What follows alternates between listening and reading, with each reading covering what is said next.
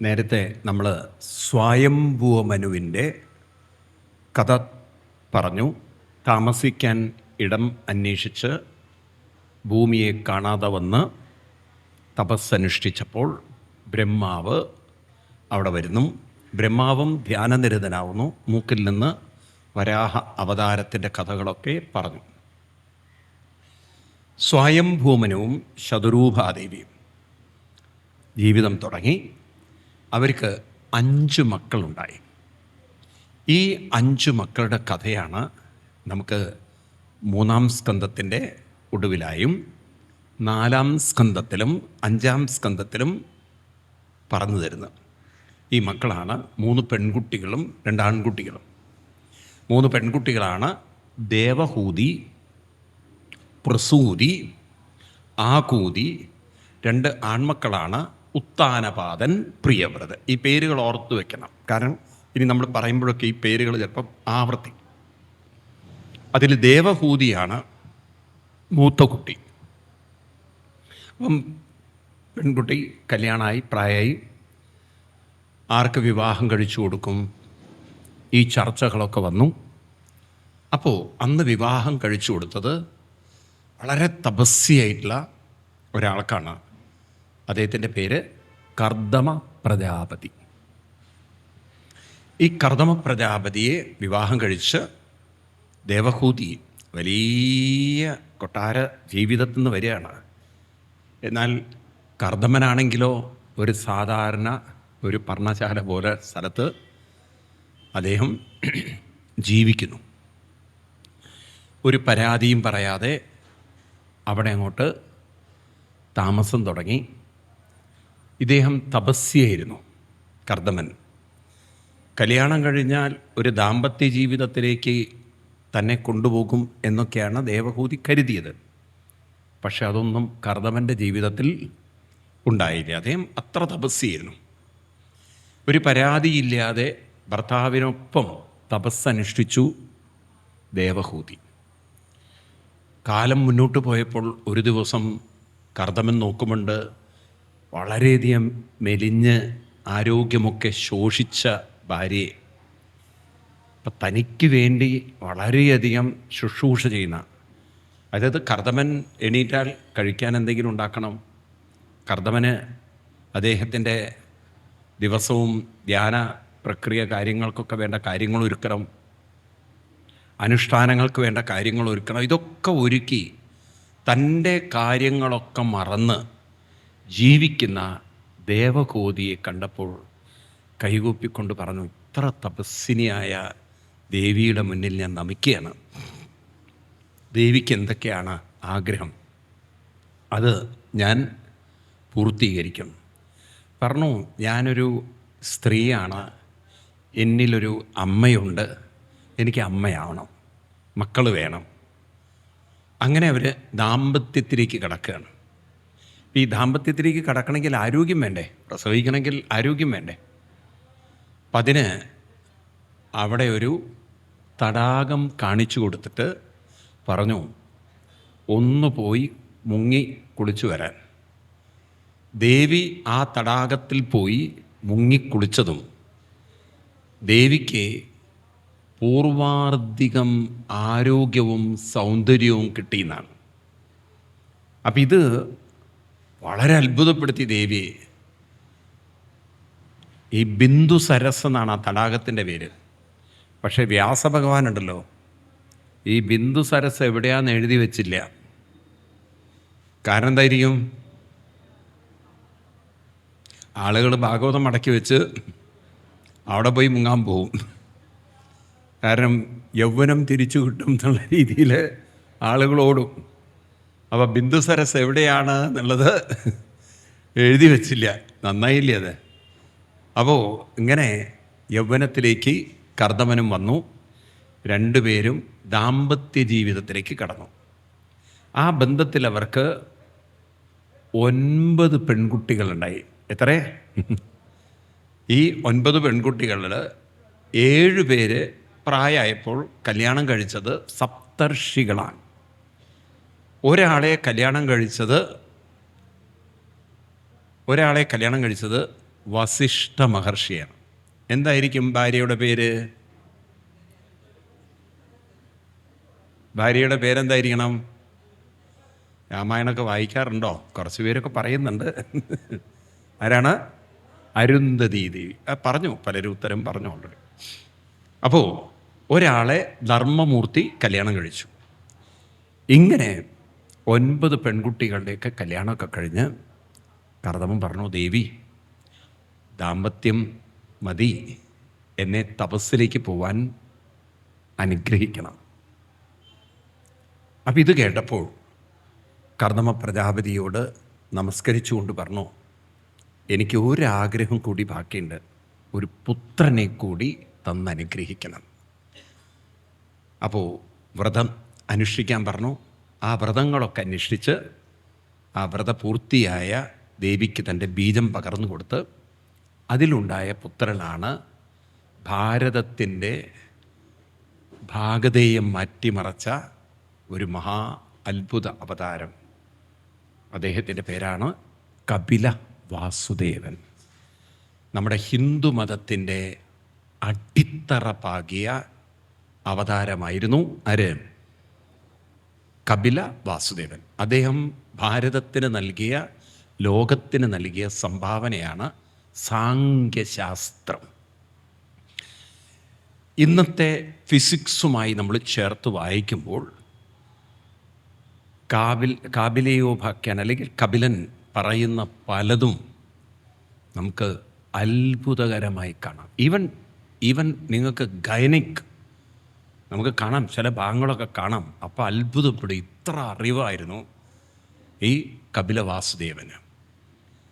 അങ്ങനെ കപിലവാസുദേവൻ അവതരിച്ചു. അദ്ദേഹം വളർന്നു വരുന്ന സമയത്ത് അച്ഛൻ കർദമ പ്രജാപതി ഭാര്യയോട് പറഞ്ഞു, ഇനി എന്നെ പോവാൻ അനുഗ്രഹിക്കണം. അങ്ങനെ പുത്രനെയും, മഹാനായൊരു പുത്രന് ജന്മം കൊടുത്തിട്ടാണ് കർദമൻ പോകുന്നത്. ഭാര്യയെ നമസ്കരിച്ച് കർദമൻ അവിടെ നിന്ന് ഇനി തൻ്റെ ജീവിതത്തിലൊരു തിരിച്ചുവരവില്ല, ഇറങ്ങിപ്പോവുകയാണ്. അച്ഛൻ പോയി, അമ്മയും മകനും മാത്രമായി. മകനങ്ങനെ വളർന്നു വരികയാണ്.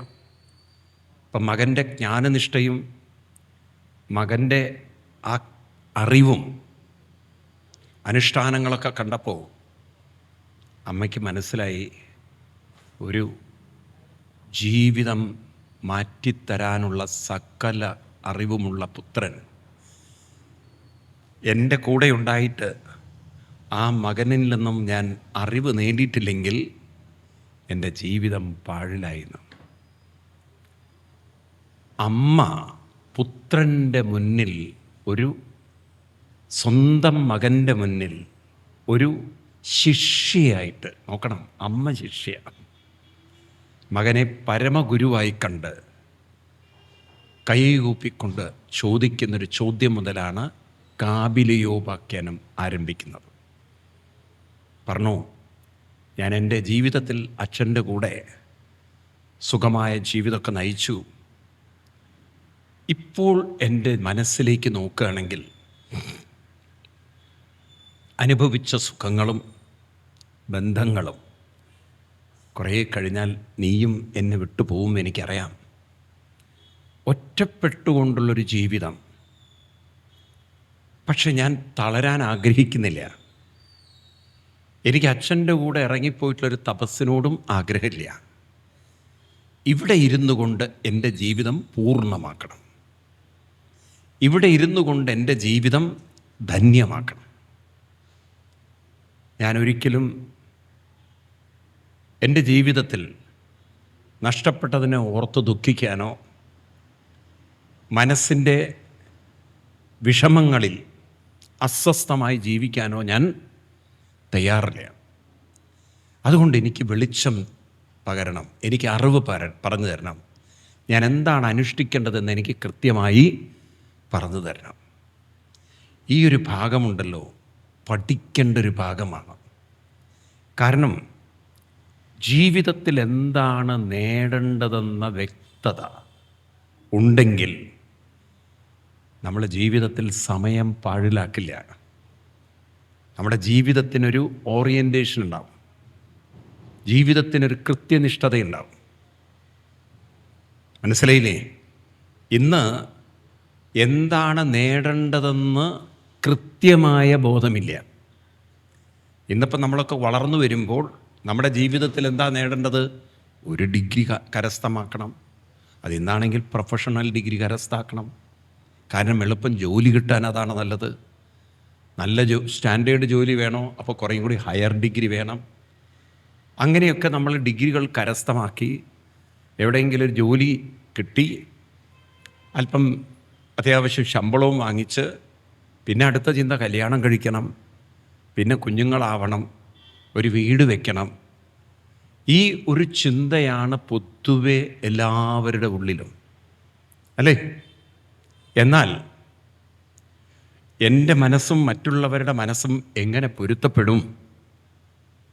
എൻ്റെ മനസ്സ്, സ്വന്തം മനസ്സ്, അതിനെക്കുറിച്ച് വലിയൊരു ബോധമില്ല. കാരണം എൻ്റെ ഇഷ്ടം, എൻ്റെ തീരുമാനം എന്നൊക്കെയുള്ള അഹങ്കാരവും ദേഷ്യവും ഒക്കെ കൊണ്ടു നടന്ന് ചിലപ്പോൾ ഭാര്യയോട് ഏറ്റുമുട്ടും, മക്കളോടും ചീത്ത പറയും. അങ്ങനെ അവനവൻ്റെ സ്വഭാവം തന്നെയാണ് ജീവിതമെന്ന് തെറ്റിദ്ധരിച്ച് കുറേ കഴിഞ്ഞാൽ ഈ സ്വഭാവമായിട്ട് പൊരുത്തപ്പെടാൻ പറ്റാതെ ചിലർ ഒറ്റപ്പെടുന്നു. ചിലവർ പിന്നെ വിധി ഇങ്ങനെയാണെന്ന് പറഞ്ഞ് പ്രാഗിയും ശപിച്ചും ജീവിക്കുന്നു. അങ്ങനെ ജീവിച്ചു പോകുന്നവരെയാണ് നമ്മൾ കാണുന്നത്. തൃപ്തരല്ലാതെ, സന്തുഷ്ടരല്ലാതെ കുറേ പരാതിയും പരിഭവവും വിഷമവും വേദനയും അയവിറക്കിയോ ഉള്ളിലമർത്തിയോ ജീവിക്കുന്ന കുറേ ജീവിതങ്ങൾ. അങ്ങനെ ജീവിക്കുന്നതാണോ ജീവിതം? നിങ്ങൾ സ്വയം ചോദിക്കൂ. അപ്പോൾ ജീവിതത്തിനൊരർത്ഥം വേണ്ടേ? ജീവിതത്തിനൊരു മഹത്വം വേണ്ടേ? അതിന് ജീവിതത്തെക്കുറിച്ചുള്ള ഒരു വിഷൻ, കാഴ്ചപ്പാട് ക്ലിയർ ആവണം.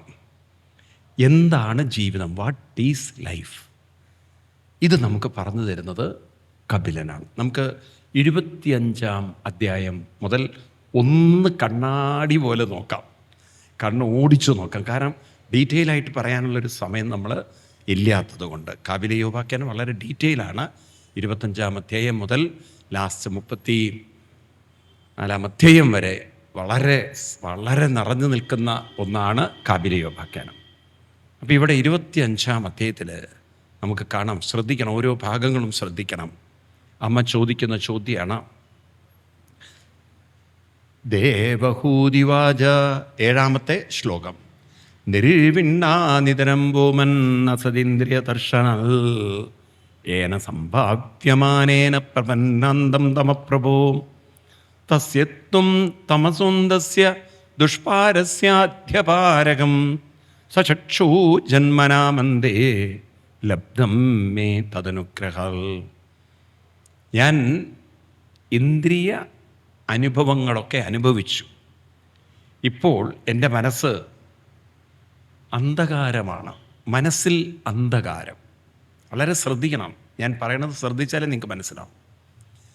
പല സുഖങ്ങളും ഞാൻ അനുഭവിച്ചു എങ്കിലും ആ അനുഭവിച്ച സുഖങ്ങളൊക്കെ അന്ന് കഴിഞ്ഞു. ഇപ്പം മനസ്സിൽ സുഖമല്ല, ഇപ്പം മനസ്സിൽ അതൃപ്തിയുണ്ട്, മനസ്സിൽ മനോബലമില്ല, മനസ്സിൽ പല അസ്വസ്ഥതകളുണ്ട്. എനിക്കറിയാം ആ അനുഭവിച്ച അനുഭവങ്ങളൊന്നും ഇനി തിരിച്ചു വരാൻ പോകുന്നില്ല. ഇപ്പം നമ്മൾ കുട്ടിക്കാലത്ത് കളിച്ചും ചിരിച്ചും പാടിയും ആടിയും ഒക്കെ ജീവിച്ച് തിരിച്ചു വരാൻ പോകുന്നുണ്ടോ? വരാൻ പോകുന്നുണ്ടോ? ഇല്ല. ഇപ്പം കല്യാണം കഴിഞ്ഞ് കഴിഞ്ഞാൽ ഹണിമൂണൊക്കെ ഉണ്ട്. എന്തൊക്കെയാണ്, പുറത്ത് പോകുന്നു, കൊടൈക്കനാൽ പോകണു, ഊട്ടി പോകണു, അല്ലേ? തിരിച്ചു വരുമ്പോൾ കൊടയുമില്ല, കനാലിൽ അരണ്ടു. ഈ രീതിയിലൊക്കെ അടിയും പിടിയും ബഹളവും. അപ്പം മുന്നോട്ട് ജീവിതം പോകുന്തോറും തൃപ്തിയോടെ ജീവിക്കുന്നവർ വളരെ, സത്യം പറയണം, കുറവാണോ കൂടുതലാണോ? കുറവാണ്. അത് പറയാനൊരു കുറവാണ്, അത് വേറെ കാര്യം. കാരണം നാട്ടുകാരറിഞ്ഞാൽ മോശമല്ലേ? അപ്പം മനസ്സിലൊരു തൃപ്തിയില്ല, മനസ്സിലൊരു തുഷ്ടിയില്ല, മനസ്സിലൊരു നിറവില്ല. അല്ലേ? ശരിയല്ലേ? ആണോ? അപ്പം അങ്ങനെ ഒരു ജീവിതം ഇപ്പോൾ നോക്കുമ്പോൾ, ഇപ്പോൾ പുറകോട്ട് നോക്കിയിട്ട് കാര്യമില്ല, അതൊന്നും തിരിച്ചു കിട്ടാൻ പോകുന്നില്ല. ഇനി ഇവിടെ നിന്ന് മുന്നോട്ടെങ്കിലും ഒരു ജീവിതം തൃപ്തിയോടെ, നിറവോടെ, സന്തോഷത്തോടെ കൊണ്ടുപോകാൻ സാധിക്കുമോ? അതിനെന്തെങ്കിലും ഒരു മാർഗം ഉണ്ടോ? നല്ല ചോദ്യമല്ലേ ഇത്? ആണോ അല്ലയോ? ഇത് മനുഷ്യൻ്റെ ജീവിതവും എത്രമാത്രം നോക്കും നിങ്ങൾ, ഒരു ഗംഭീരത. അന്നത്തെ കാലത്തുള്ള ചോദ്യങ്ങൾക്ക് ഇന്നത്തെ കാലഘട്ടത്തിൽ എന്തൊരു പ്രസക്തി.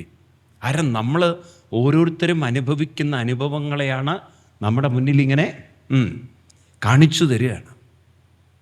ജീവിതത്തിന് നിറവ് വേണം, ജീവിതത്തിനൊരു പൂർണ്ണത വേണം, ജീവിതത്തിനൊരു തൃപ്തി വേണം, മനോബലം വേണം. വേണ്ടേ? പറയൂ, വേണോ വേണ്ടയോ? ഈ കാര്യമാണ് അമ്മ ആരോട് ചോദിക്കുന്നത്? മകനോട്. അതിനുത്തരം പറയാണ് മകൻ. ശ്രീ ഭഗവാനുവാച യോഗ ആധ്യാത്മിക പുംസാം. അത് വളരെ അണ്ടർലൈൻ ചെയ്യണം. ആധ്യാത്മിക യോഗയാണ് നിശ്രേയസ്സിലേക്ക് ഉയർത്തുന്നത്. ആധ്യാത്മിക യോഗയാണ് നിശ്രേയസ്സിലേക്ക് ഉയർത്തുന്നത് എന്ന് പറഞ്ഞാൽ, ഇത് മനസ്സിലാവണമെങ്കിൽ സംസ്കൃതമാണ്, അതുകൊണ്ട് വാക്കുകളുടെ അർത്ഥം മനസ്സിലാക്കണം. അധ്യാത്മയോഗ എന്ന് പറഞ്ഞാൽ മനസ്സിനെ അധ്യാത്മം എന്ന് പറഞ്ഞാൽ മനസ്സ് എന്നാണ് അർത്ഥം. എന്താണ് അധ്യാത്മം എന്ന വാക്കിന് അർത്ഥം? കൂടെ വന്നില്ല. മനസ്സിനെ യോഗ എന്ന് പറഞ്ഞാൽ പരിശീലിപ്പിക്കലാണ് ശ്രേയസ്സിലേക്കുള്ള വഴി എന്നാണ്. ഇപ്പം ജീവിതത്തിനെ നിങ്ങൾക്ക് തൃപ്തിയിലേക്കും സന്തുഷ്ടിയിലേക്കും മനോബലത്തിലേക്കും ഉയർത്തണമെങ്കിൽ മനസ്സിന് ചില പരിശീലനങ്ങൾ, ഉറക്കെ പറയൂ, ആവശ്യമാണ്. ചുരുക്കി പറഞ്ഞാൽ എന്താണ്? മനസ്സിന് പരിശീലനം കൊടുത്തില്ലെങ്കിൽ ഒരു തൃപ്തിയും ഈ ജീവിതത്തിൽ ഉണ്ടാവില്ല. അപ്പം മനസ്സിന് ചില പരിശീലനങ്ങൾ. എന്തു പരിശീലനം എന്നുള്ളത് നമുക്ക് പിന്നീട് നോക്കാം. പക്ഷെ ആദ്യം ഇത് ഓർക്കണം. എനിക്ക് മനോബലവും മനസ്സിന് തുഷ്ടിയും തൃപ്തിയും ഒക്കെ വേണമെന്നുണ്ടെങ്കിൽ അതിനു വേണ്ടി ചില പരിശീലനങ്ങൾ ആവശ്യമാണ്. എന്ത് പരിശീലനമാണ്? ഇനി അടുത്തൊരു വരി വളരെ ഇമ്പോർട്ടൻ്റ് ആണ്. 15-ാം ശ്ലോകത്തിൽ പറയും, ഛേദക്കലസ്യ ബന്ധായ മുക്തയേച്ച ആത്മനോമതം ഗുണേഷു ബന്ധം ഗുണേഷു സക്തം ബന്ധായ രഥം വാ പുംസി മുക്തയേ. ഇതാണ് ശ്ലോകം. അതായത് ഇതുവരെ നമ്മൾ അനുഭവിച്ച സുഖങ്ങളെ വിളിക്കുന്ന പേര്, ഭാര്യ, മക്കള്, കുടുംബം, വീട്, ഈ സുഖങ്ങളുടെയൊക്കെ പേര്, ഇതിനെ വിളിക്കുന്ന പേര് ലൗകിക സുഖം, ഇന്ദ്രിയ സുഖം എന്നാ പറയാം. എന്താണ് നമ്മൾ അനുഭവിച്ച സുഖത്തിൻ്റെ പേര്? ലൗകിക സുഖം, ഇന്ദ്രിയ സുഖമാണ്. ഇത് മാത്രമാണ് ജീവിത സുഖം എന്ന് തെറ്റിദ്ധരിച്ചതുകൊണ്ടാണ് നമ്മൾ കുറേ കഴിഞ്ഞാൽ ദുഃഖിതരാവുന്നത്. കാരണം ഇന്ദ്രിയങ്ങളുടെയൊക്കെ ശക്തിയും കഴിവും പ്രായമാകും തോറും കുറയും. അപ്പം പിന്നെ സുഖം അനുഭവിക്കാൻ പറ്റില്ല, അല്ലേ? ആരോഗ്യം ക്ഷയിക്കും എന്ന് മാത്രമല്ല, ബന്ധങ്ങളൊക്കെ അകന്നകന്നു പോവും. അപ്പം ലൗകിക സുഖം മുന്നോട്ട് പോകും തോറും സുഖത്തിലേക്കല്ല പോവുക, ലൗകിക സുഖം താഴോട്ട് ദുഃഖത്തിലേക്കാണ് പോവുക. അപ്പം നമ്മൾ ഒരാളെ കാണുമ്പോൾ സുഖല്ലേ എന്ന് ചോദിക്കുന്നത് എന്ത് പൊട്ടത്തരാണത്? 80 വയസ്സുള്ള ഒരാളോട് സുഖല്ലേ, എന്ത് സുഖം? ഒരുപാട് ആരോഗ്യ പ്രശ്നങ്ങൾ. ഇവിടെ കണ്ട കഷായങ്ങളിലൊക്കെയാണ് വണ്ടി ഓടുന്നത്. ഇന്നിപ്പോൾ ഒരുവിധം എല്ലാവരും മരുന്നിലാണ് വണ്ടി ഓടിക്കുന്നത്, ആണോ? ഒരു മരുന്നും ഇല്ലാത്തവർ എത്ര പേരുണ്ട്? സത്യം പറയും, ആകെ 4 പേരുണ്ട്. എൻ്റെ കണ്ണിൻ്റെ കാഴ്ച പോയതാണോ എന്നറിയില്ല. കാരണം ഇന്നെല്ലാവരും മരുന്നിലാണ് വണ്ടി ഓടുന്നത്. അപ്പോൾ മരുന്നും കഴിച്ചിട്ട് ജീവിതം കൊണ്ട് നടക്കുന്ന ഒരാൾ സുഖമാണോ എന്ന് ഒരാഴ്ചത്തെ മരുന്ന് കഴിച്ചില്ലെങ്കിൽ അറിയാം എന്താ അവസ്ഥ എന്ന്. അപ്പം അതുകൊണ്ട് ലൗകിക സുഖം ഒരിക്കലും ഒരാൾക്കും ശാശ്വതമായി പറയൂ ഇല്ല. അപ്പോൾ പിന്നെ ഏത് സുഖമാണ് വേണ്ടത്? മറ്റൊരു സുഖമുണ്ട്, അതിൻ്റെ പേരാണ് ആത്മീയ സുഖം. ഒന്ന് ലൗകികമാണെങ്കിൽ മറ്റത് ആത്മീയ സുഖം. ഒന്ന് ബഹിർമുഖമാണെങ്കിൽ മറ്റൊന്ന് അന്തർമുഖത്തിൻ്റെ സുഖം. അത്ര പോയില്ലെങ്കിലും ഇത്രയെങ്കിലും പഠിച്ചു വയ്ക്കുക. ഒന്ന് ആത്മീയമാണ്, മറ്റൊന്ന് ലൗകികമാണ്. ലൗകികം നമുക്ക് ചർച്ച ചെയ്യേണ്ട കാര്യമില്ല, കാരണം നിങ്ങളൊക്കെ അനുഭവിക്കുന്നതും കൊണ്ടു നടക്കുന്നതാണ്. ഈ ലൗകിക ജീവിതത്തിനോടൊപ്പം തന്നെ മറ്റൊരു ജീവിതവും കൊണ്ട് നടക്കണം. ഏത് ജീവിതം പറയൂ? ആത്മീയ ജീവിതം. അപ്പം എന്താണ് ആത്മീയം? അതിലേക്ക് വളരെ ഡീറ്റെയിൽ ആയിട്ട് പോവുകയാണ്. അഹം മമ അഭിമാനത്തെ കാമലോഭാതിർമലേ വീതം യഥാ മനഃശുദ്ധം അദുഃഖം അസുഖം സമം. അതായത് മനസ്സിൽ ഈ ലൗകികം അനുഭവിച്ചപ്പോൾ എന്തുണ്ടായെന്ന് വെച്ച് കഴിഞ്ഞാൽ നമ്മുടെ ഉള്ളിലൊക്കെ കുറേ അഭിമാനങ്ങളുണ്ടായി. എന്തുണ്ടായി? എന്താ അഭിമാനം? എൻ്റെ ഭാര്യ, എൻ്റെ ഭർത്താവ്, എൻ്റെ മക്കൾ, എൻ്റെ വീട്, എൻ്റെ എന്നുള്ളതും അതുപോലെ എനിക്ക് എന്നുള്ളതും ഞാൻ എന്നുള്ളതൊക്കെ അങ്ങോട്ട് വല്ലാതെ നമ്മളെ അങ്ങോട്ട് സ്വാധീനിച്ചു. അതായത് ഞാൻ എന്ന് പറയുന്നത് എന്താണ്? ഈ ശരീരത്തിൻ്റെ ഭാഗമായി ഞാൻ. ഏതിൻ്റെ? ശരീരത്തിൻ്റെ ഭാഗമായി പോയി ഞാൻ. ഇപ്പം ശരീരത്തിന് എന്തെങ്കിലും സംഭവിച്ചാൽ, അസുഖം വന്നാൽ ഞാനൊരു രോഗിയായി, എനിക്ക് വയ്യാത്ത ആളായി. ഇതുപോലെ എനിക്ക് എൻ്റെ ബന്ധങ്ങൾ, എൻ്റെ വസ്തുക്കൾ, അതുകൊണ്ടാണ് ചിലർക്ക് ബന്ധങ്ങളൊക്കെ പോയാൽ നെഞ്ചത്തടിച്ച് കരയുന്നത്, സമ്പത്ത് പോയാൽ തകർന്ന് തരിപ്പണമാവുന്നത്. കാരണം സമ്പത്ത് പോയാൽ തൻ്റെ ജീവിതവും പോയി എന്ന് കരുതുകയാണ്. നമ്മളൊരു തോണിയിൽ യാത്ര ചെയ്യുന്നു വിചാരിക്കുക. വെള്ളത്തിൽ തോണി ആടുമ്പോൾ അതിലിരിക്കുന്നവനും ആടുന്ന പോലെ, ഇപ്പോൾ വാഹനത്തിൽ യാത്ര ചെയ്യുമ്പോൾ കുഴിയൊക്കെ ഉള്ള റോട്ടിലൂടെയാണ് പോകുന്നതെങ്കിൽ അല്ലേ, വേറെ അങ്ങോട്ടും ഇങ്ങോട്ടൊക്കെ ആടി ഒലയുമ്പോൾ നമ്മളും ആടി ഒലയുന്നു.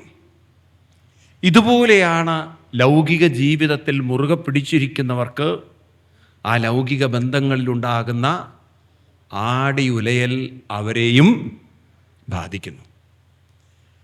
എന്നാൽ ഇവിടെ മറ്റൊരു ജീവിതം ഏതാണത്? ആത്മീയ ജീവിതം എന്നത് ലൗകിക ജീവിതത്തോടൊപ്പം കൊണ്ടുപോകുമ്പോൾ മനസ്സിനെ നമുക്ക് ഈ വിചാരങ്ങളിൽ നിന്നൊക്കെ മാറ്റിയെടുക്കാൻ സാധിക്കും. അതായത് ലൗകിക ജീവിതത്തിൻ്റെ വിഷമങ്ങളിലും വേദനകളിലും കുരുങ്ങിക്കിടക്കുന്ന മനസ്സിനെ നമുക്കതിൽ നിന്നും മാറ്റിയെടുക്കാനുള്ളൊരു ശക്തി ആത്മീയ അനുഷ്ഠാനത്തിലൂടെ നമുക്ക് നേടിയെടുക്കാൻ സാധിക്കുകയാണെങ്കിൽ, അതായത് ചില പക്ഷികളൊക്കെ ഉണ്ടല്ലോ, മഴ പെയ്യുമ്പോൾ മഴ കൊള്ളും, അതിന് അവർക്ക് വേറെ ഓപ്ഷനൊന്നുമില്ല. പക്ഷേ ആ മഴ അങ്ങോട്ട് കഴിഞ്ഞാൽ അവരെന്ത് ചെയ്യും? ആ ചിറകൊന്ന് ഒരു കുടയൽ കുടഞ്ഞു കഴിഞ്ഞാൽ പിന്നെ ഒരു തുള്ളി വെള്ളം അതിൻ്റെ ചിറകിലില്ല. ഇതുപോലെ ആത്മീയമായ അനുഷ്ഠാനത്തിലൂടെ ശക്തി നേടുമ്പോൾ മനസ്സനുഭവിക്കുന്ന സകല വിഷമങ്ങളെയും നമുക്കൊന്ന് ഒരു കുടയലിൽ മാറ്റിയെടുക്കാം. അതായത് ചുരുക്കി പറഞ്ഞാൽ ലൗകിക ജീവിതത്തിൻ്റെ വിഷാദങ്ങളിൽ നിന്ന് മനസ്സിനെ മാറ്റിയെടുക്കാനുള്ള കഴിവ് നമ്മളിൽ ഉണ്ട്. അപ്പം നമ്മളിലുള്ള ഒരു ശക്തിയാണ് നമ്മൾ ഉണർത്തുന്നത്. അത് ഉണർത്താനുള്ളൊരു മാർഗമാണ് ആത്മീയമായ അനുഷ്ഠാനം. ഉണർത്തണോ? മനസ്സിലാവുണ്ടോ നിങ്ങൾക്ക്? അപ്പം അങ്ങനെ നമ്മൾ ഉണർത്താൻ പരിശീലിച്ചാൽ, ഭട്ടതിരിപ്പാട് പറയുന്ന പോലെ നിഷ്കമ്പേ, നിഷ്കമ്പനം. കമ്പനം എന്ന് പറഞ്ഞാൽ ഇളക്കം നല്ല അർത്ഥം. നമ്മൾ പറയാലേ പാലം കുലുങ്ങിയാലും കേളൻ കുലുങ്ങില്ല എന്നൊക്കെ പറയില്ലേ, അതുപോലെ ഇവിടെ ജീവിതത്തിലെ, ലൗകിക ജീവിതത്തിലെ വിഷമങ്ങളൊക്കെ പാടെ നമ്മളെ കയറി പിടിക്കില്ല. അതും വല്ലാതെ നമ്മളെ ചില വള്ളികളൊക്കെ ഉണ്ടല്ലോ, നിങ്ങൾക്ക് കാണാം ചില മരങ്ങളിലൊക്കെ, ഇപ്പോൾ ഇവിടെയൊക്കെ കാണാം കാട്ടുവള്ളികൾ കയറി അങ്ങോട്ട്, നമ്മൾ ശ്രദ്ധ വെച്ചിട്ടില്ലെങ്കിൽ മാവിലൊക്കെ കയറി കാട്ടുവള്ളികൾ കണ്ടില്ലേ? ഇത് ഇവിടെ എൻ്റെ മുന്നിൽ ഞാൻ കാണുന്നതൊക്കെ കാട്ടുവള്ളികളാണ്. ഈ കാട്ടുവള്ളികൾ കയറി അങ്ങോട്ട് കയറി പിടിക്കും. ഇലക്ട്രിക് പോസ്റ്റിൻ്റെ ഒക്കെ മുകളിൽ കണ്ടിട്ടില്ലേ? അപ്പം കാട്ടുവള്ളികൾ കയറി കയറി കുറേ കഴിഞ്ഞാൽ ആ മരത്തിനെ മുഴുവൻ എന്ത് ചെയ്യും? മൂടിക്കളയും. കുറേ കഴിഞ്ഞാൽ ആ മരത്തിൻ്റെ ഇലകളൊക്കെ കൊഴിയും. കാരണം അതിന് ശ്വാസം മുട്ടിയിട്ട് പോയി, അതിന് വെയിൽ കിട്ടുന്നില്ല, വെളിച്ചം കിട്ടുന്നില്ല, അതിന് കാറ്റ് തട്ടുന്നില്ല. അത്രയും ഈ കാട്ടുവള്ളിയുടെ ഇലകൾ അങ്ങോട്ട് മൂടിപ്പൊതച്ച് കളയും. കണ്ടില്ലേ ഈ കാഴ്ച? ഇതുപോലെയാണ് ഞാൻ എന്ന വൃക്ഷത്തിനെ നമ്മളറിയാത്ത വിഷമങ്ങളും വേദനകളും ദുരിതങ്ങളും കയറിയൊരു പിടുത്തം പിടിച്ചാൽ പിന്നെ അതിൻ്റെ ഉള്ളിൽ കടന്ന് ബന്ധുര കാഞ്ചന കൂട്ടിലാണെങ്കിലും ബന്ധനം ബന്ധനം തന്നെ പാരിൽ ഇരുന്ന് ദുരിതം അനുഭവിച്ചു തീർക്കണം. അപ്പം ഇതിൽ നിന്നൊന്ന് പുറത്ത് കടക്കാൻ അതിൻ്റെ അനുഷ്ഠാനത്തിൻ്റെ പേരാണ് അധ്യാത്മനിഷ്ഠ, അധ്യാത്മയോഗം, ആത്മീയ അനുഷ്ഠാനങ്ങൾ. അപ്പം രണ്ടും വേണം, ലൗകികവും വേണം, ആത്മീയമായ നിഷ്ഠയും. കാരണം ഓർത്തോളണം, എന്തിനാണ് ആത്മീയ നിഷ്ഠ, ആത്മീയ അനുഷ്ഠാനങ്ങൾ എന്തിനാ? ലൗകിക ജീവിതമാകുന്ന കാട്ടുവള്ളികൾ, ദുരിതങ്ങൾ, ദുഃഖങ്ങൾ, വിഷമങ്ങളൊക്കെ ഞാനാകുന്ന വ്യക്തിയെ അല്ലെങ്കിൽ ഞാനാകുന്ന വൃക്ഷത്തെ അങ്ങോട്ട് മൂടിക്കൂടി പുതച്ച് എന്നെ അങ്ങോട്ട് ദുരിതത്തിലാക്കാൻ അനുവദിക്കാതിരിക്കാൻ, ആ കാട്ടുവള്ളികളെയൊക്കെ അങ്ങോട്ട് മാറ്റി എൻ്റെ മുന്നോട്ടുള്ള പ്രയാണം, എൻ്റെ മുന്നോട്ടുള്ള യാത്ര സുഗമമാക്കാൻ അധ്യാത്മനിഷ്ഠ വേണം. ഇതാരും നമുക്ക് പറഞ്ഞു തരുന്നില്ല. അതുകൊണ്ടാണ് നല്ലൊരു ശതമാനം ആളുകൾ നോക്കൂ, ചെറുപ്പത്തിലുള്ള ആവേശവും ഊർജവും സന്തോഷവും കുറേ കഴിഞ്ഞാൽ എല്ലാം വറ്റി വരണ്ട് ജീവിതം ആകെ മുരടിച്ച്, മനസ്സിലായില്ലേ? അവനവൻ്റെ ചില വാശികളും ദുർവാശികളും പല കുരുട്ട് ചിന്തകളും കുറ്റപ്പെടുത്തലുകളും പഴി പറയലും, മനസ്സിലായില്ലേ? നിങ്ങൾ കാണാറില്ലേ ഇങ്ങനെയൊക്കെ? ഉണ്ടോ ഇങ്ങനെ ഒരു ജീവിതം? എന്തിനാ നമ്മൾ ജീവിക്കുന്നത്? ഈ മുരടിപ്പിനാണോ? ഈ വിഷമങ്ങളും ദുഃഖങ്ങളും മയവിറക്കാനാണോ? മനസ്സിലാവുണ്ടോ? അപ്പം ഈ ദുരിതങ്ങളൊന്നും നമ്മളെ, ഈ കാട്ടുവള്ളികളൊന്നും നമ്മളെ മൂടാൻ അവർക്ക് പറയൂ അനുവദിക്കരുത്. അതിൽ നിന്നൊക്കെ ഒന്ന് പുറത്തേക്ക് കടക്കണം. താല്പര്യമുണ്ടോ? ഉണ്ടോ? അതിൻ്റെ പേരാണ് അധ്യാത്മനിഷ്ഠ.